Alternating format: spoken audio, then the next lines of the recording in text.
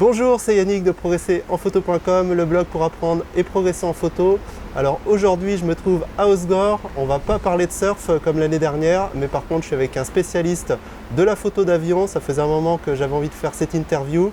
Donc je suis avec Olivier Canin, un photographe du Nord. Donc Olivier, je te laisse te présenter rapidement. Voilà, déjà, merci de participer à cette interview. C'est bien volontiers Yannick. Donc je m'appelle Olivier Canin, je suis auteur-photographe précisément au Touquet Paris-Plage, où on a la chance justement pour la photo aéronautique de disposer d'un aéroport où j'ai un accès privilégié me permettant d'exercer mon art très régulièrement.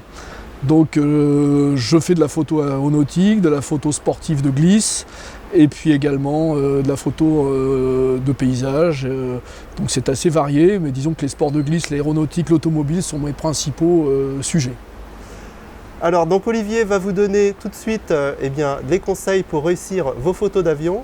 Donc on va déjà commencer par les conseils généraux, l'organisation, etc. Est-ce que tu peux nous donner quelques pistes à ce sujet? Alors je sais pas, tu veux qu'on parle un petit peu des sujets aéronautiques ou du matériel à utiliser? On va déjà parler de l'organisation. Où trouver déjà des endroits où photographier les avions? Parce que peut-être que il y a des meetings aériens déjà qui sont organisés en France et en Europe.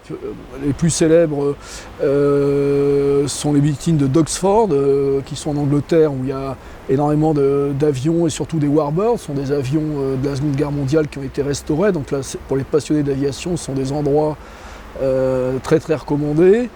Ensuite, il y a des meetings qui sont organisés en France. Le plus souvent, il y a des exhibitions de la Patrouille de France et du Rafale. Qui est en démonstration souvent en binôme avec la Patrouille de France. Donc il y a le classique meeting du Bourget. Il y a un meeting à côté de Paris qui s'appelle la Ferté-Alais.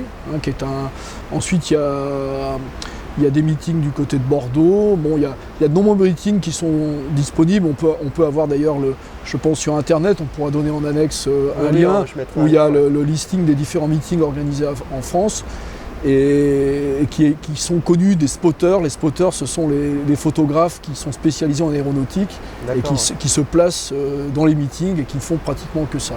Ok. Voilà. Alors, il y a d'autres situations où on peut faire de la photo aéronautique. Il y a les aéroports, les aérodromes.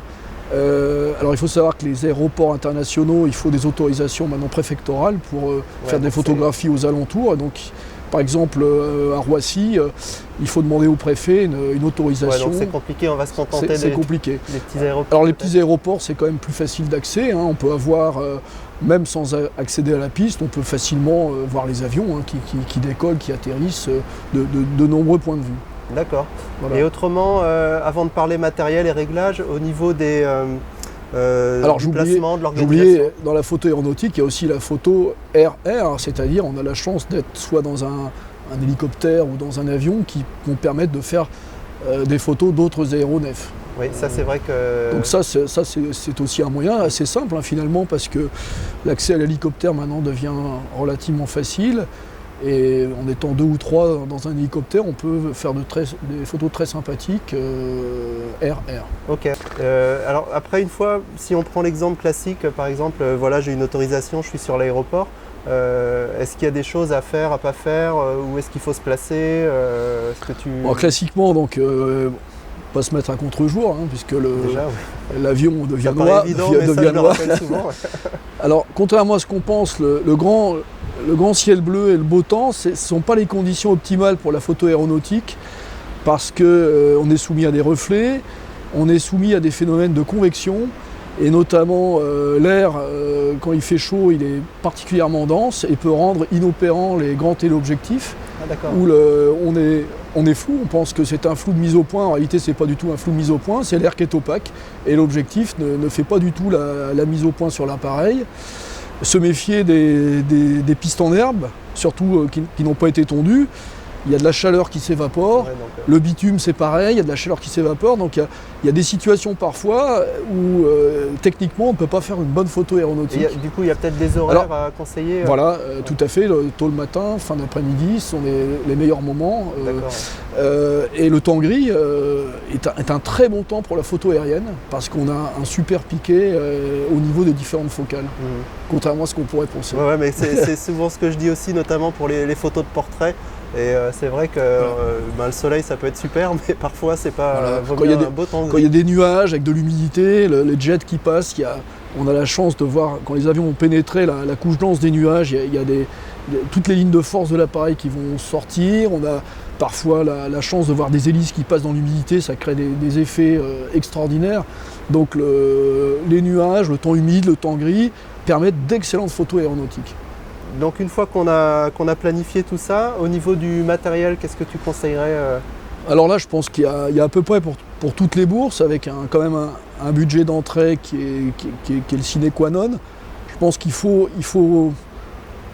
partir sur une base d'avoir un zoom qui fasse à peu près 100-400 mm. D'accord. Ouais.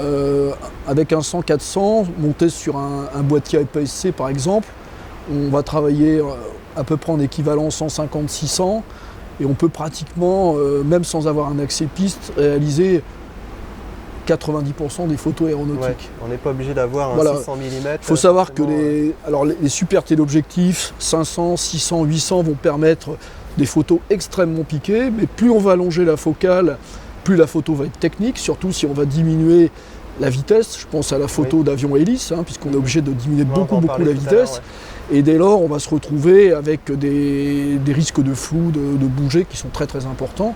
Flou de bouger, mais aussi flou lié à la vitesse de l'appareil, si on veut avoir les hélices qui ne sont pas figées. Donc bref, le 500, le 600, très certainement pour avoir des photos très piquées, de jets ou d'avions hélices avec des très bons trépieds. Mais je pense qu'avec un 100-400 avec monopode ou main levée, on peut déjà faire 80-90% des photos aéronautiques très qualitatives. Et on peut aussi agrémenter le tout avec des photos d'ambiance. Voilà, alors ce qu'on appelle le statique, c'est-à-dire les photos sur le tarmac. Dans les grands meetings, le public a souvent la permission de passer auprès des appareils. Donc là, il faut du grand angle, il faut 24-70, 24-120, enfin l'équivalent 24-36, qui vont permettre de faire des gros plans des appareils. Des pilotes. Tout ça, voilà. Ok, ouais. D'accord.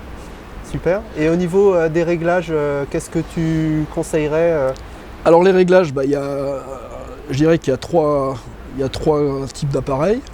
Les avions à réaction, les avions hélices, les hélicoptères. Donc pour ce qui est des avions à réaction, c'est très simple.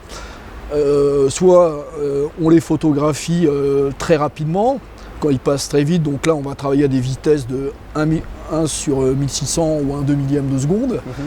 Soit on veut faire des filets, ce qui est possible qu'il y a des arrière-plans favorables au décollage, à l'atterrissage. On peut là aller à des vitesses très basses, 200e, 150e de seconde, qui vont donner un aspect graphique à l'arrière-plan, tout en suivant l'avion.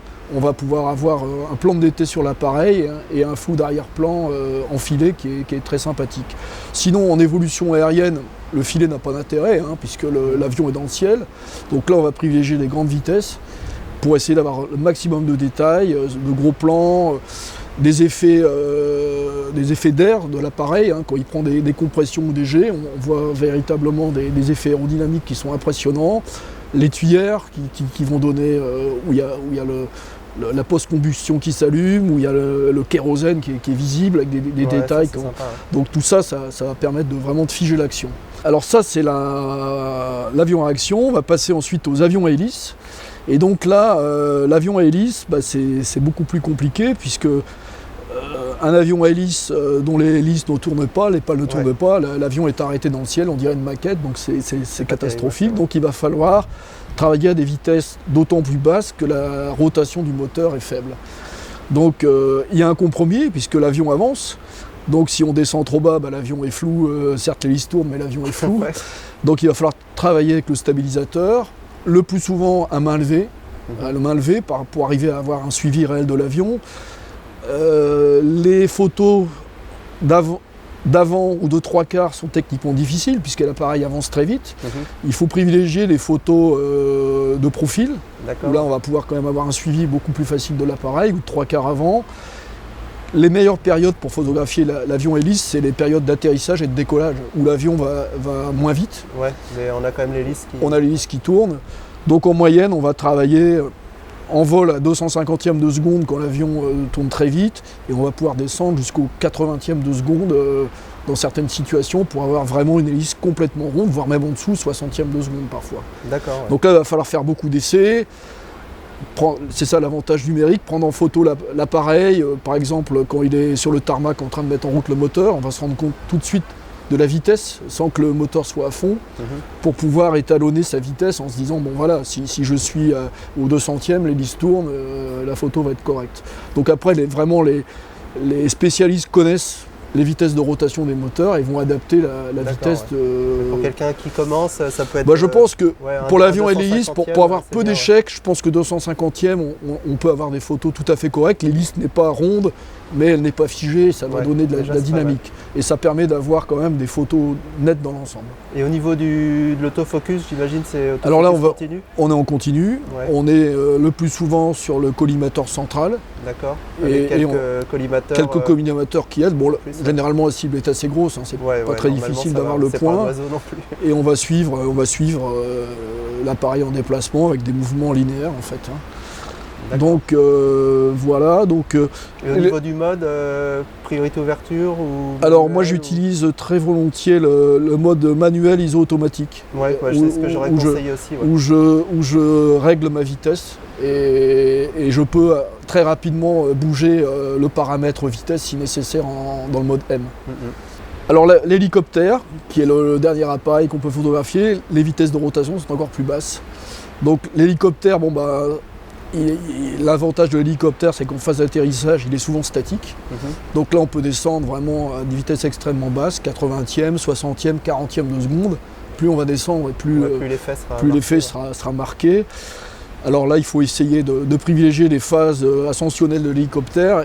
Et à chaque fois qu'il y a des phases où il bouge, alors là, si on a des vitesses aussi basses, on risque clairement le flou. D'accord, Voilà. Donc l'hélicoptère, en moyenne, pour quelqu'un qui débute, je pense qu'il faut... Pour avoir un effet dynamique du rotor, il faut être pas au-delà du 150e. Sinon on va avoir un effet qui va être d'hélice, de rotor qui est complètement figé. D'accord. Voilà. Ok, écoute, merci Olivier. Est-ce que tu aurais 2-3 choses à rajouter encore éventuellement? Mais là, tu nous as donné beaucoup de choses, donc vous allez avoir pas mal de choses à mettre en pratique. Non, mais voilà, il faut pratiquer. La photo aéronautique, il faut pratiquer énormément. Il faut avoir beaucoup d'échecs et on apprend de ces échecs pour progresser en fait. C'est ça le meilleur conseil que je peux donner. Ok. Merci Olivier. Voilà. Maintenant c'est à vous de jouer. Je vous rappelle que si vous n'êtes pas encore abonné à la chaîne, vous pouvez le faire en cliquant sous la vidéo. Et moi je vous dis à bientôt pour une prochaine vidéo. Salut!